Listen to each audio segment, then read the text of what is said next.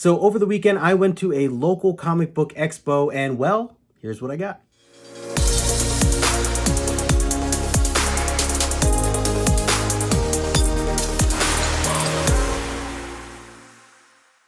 What is up, guys? Justin here, aka No Good Comics, and welcome back to the channel. Like I mentioned, these are just some books that I picked up from over the weekend. There was a local comic book expo, and in fact, this expo is kind of like a traveling mini Comic-Con that happens every week or almost every week in my local area. There's like 4 or 5 different towns that this one group or this one like organizer sets up in different towns nearby. It's really cool, really convenient. I always say that I'm in like one of the best areas for, being a comic book fan and collector and reader, because there's just so many opportunities to go, quote unquote hunting between all the LCSs and some of the bigger Comic-Cons, and also these small mini expos, or they're almost like really just vendor focused. So it's not like a Comic-Con per se, but they're really just more of a bunch of vendors that get together, local vendors, and basically just have tons and tons of books and bins to dive into. So before I go any further,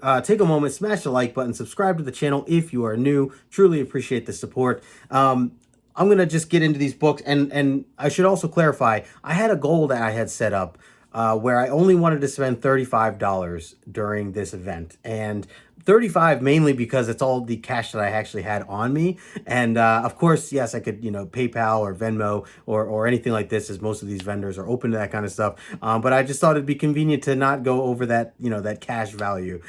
So luckily, I was able to actually hold true to that, which I don't normally usually break that. So I guess I'm going to start with these trades first. This is I was looking for reading material. Lately, I've been just really into buying trade paperbacks, and especially at cheaper value than what they normally go for. So that's kind of been my thing lately, and especially as I'm always open to like looking for new reading material. Yes, I read a lot of stuff digitally, but I am having fun with reading some physical stuff in a trade or omnibus format. So with that being said, going to these events, a lot of these vendors, whether they own shops or not, if they just work out of their garage or whatever the case may be, a lot of these vendors, when they get trades, after so long, like they just sit on the shelves for them. So I know they're trying to like get rid of them. They're trying to sell them half price, and whatever the deal is. So for these two books that I found here, they were both in a $5 back issue bin that I was flipping through, and the deal on top of that was that everything that was priced was half off. So both of these trades that I'm about to show you were marked as $5. So I got them for $2.50 each. So $5 total for these two. You can't beat it. So the first one here, and this is Image. It's volume 1 of Kill or Be Killed issue, or volume 1. This is Ed Brubaker, Sean Phillips. I know they've been doing a lot as a team as of lately, and I know this came out a while back. Actually, I assume this has the year somewhere on this. So normally as Image, most Image trades go for $9.99, which this is also marked $9.99. So I got this for $2.50, which is, I think, a steal of a deal. So let's see. This holds issues 1 through 4, and it says copyright 2017. So I don't know if the actual series came out before that, if it was being released before that, or if that, if 2017 was just when this got printed. Either way, it looks really cool. I've definitely heard a lot of things about it before.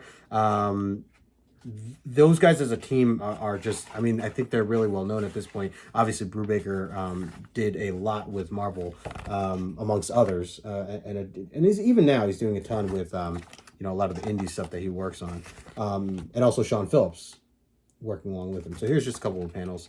I really don't know much about it. It does look like there's a lot of action involved. I don't know if there's like some sort of assassin or what the deal is exactly, but either way, I've heard good things, and so I figure $2.50 cannot beat it.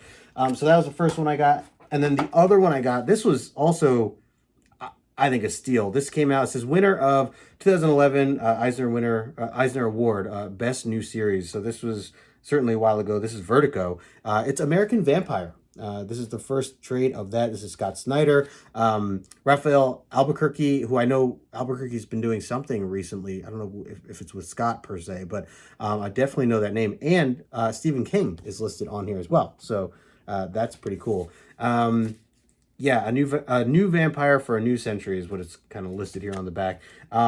It's really nice quality, by the way. I mean, it's not like your normal trade paperback. It's actually like a type of felt that it feels like. So I don't know, just a little extra fanciness to it. I'll show you guys just a couple pages, but here's just some of the, you know, some of the interior work. And again, not too familiar with what it's all about. It does look like it takes place in the early 1900s.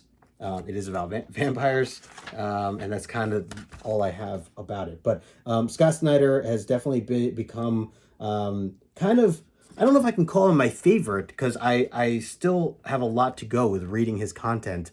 But he's been my favorite in terms of getting to know him. And for those of you who don't know, I actually signed up for his writing class when he first launched it, probably, I don't know, 3 months ago, 4 months ago, over on Substack. I'm not a writer.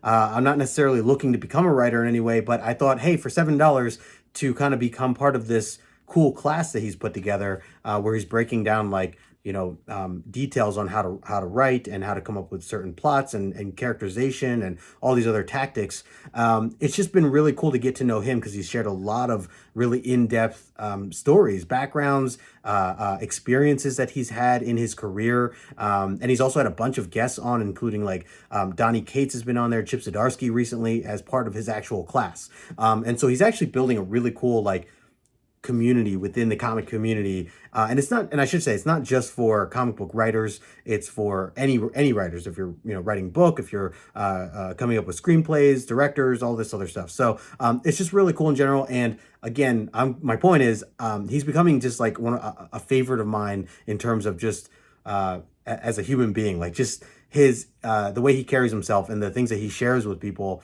I've become a huge fan of. So I am trying to get, you know, caught up more on a lot of his actual work, because I know he's done so much, and a lot of famous stuff, especially, or things that are very popular, I guess I should rephrase. But so this was just something too. And again, $2.50, can't go wrong with that. So had to go with it. So those are the two trades that I got. The next book, and I should say there's 4 altogether. The next book is a really interesting, I guess we call it a reprint. It is this little X-Men book here. And to give you a context of the size, that is the size of this book. And you can see it's, well, I got it for $5. It says $6. The guy was like, yeah, you know what, give me 5. I was like, yeah, that's right. So, you know, that's me just, you know, haggling, you know, my haggling skill. So it says X-Men first print on the back. I did ask the guy about this, one of the vendors, and he said that this was really popular as a they were trying to do like reprints of the comics just in these smaller versions to try to get new readers and stuff like that. And they were placing them in like department stores, and like Kmart's and things like that back in the day. So he had a bunch of them, including like a bunch of DC stuff, a mixture of that and Marvel. I'm actually going to open this up real quick. So I wanted to just take a look at the inside. I didn't even like look at the panels inside or anything. I'm curious if it's actually color or if it's just black and white. But let's see. It is a little faded, so you can see the back here missing a little bit, but that's okay.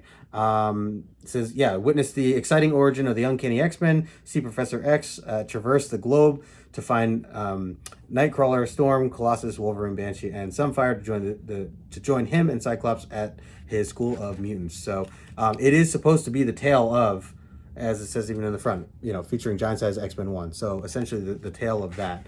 And I can already see now it is black and white, which is yeah, I kind of had a feeling, but either way, it's really cool. And if this, I mean, basically every page has like 2 panels. I've never seen this before, so this is really cool. Here's like Wolverine, you know, pulling out the claw on the one, what was it, like the general or whoever it was, when he was being recruited. Yeah, here are some of the Storm panels there. So yeah, so it looks like it's just that they took the panels from Giant Size, literally dropped them, you know, panel by panel. Yeah. And again, I think this is, as the guy was telling me, kind of just a way to get people involved with or interested in checking it out, or, you know, if they had kids there that were shopping, they could grab these on the way when they were standing online or whatever the case may be. So I just thought it was really cool. It was $5, so had to have it. Definitely a nice little addition to the collection there. By the way, let me know in the comment section below if you guys are familiar with those, or have you ever seen those before, these I'm talking about.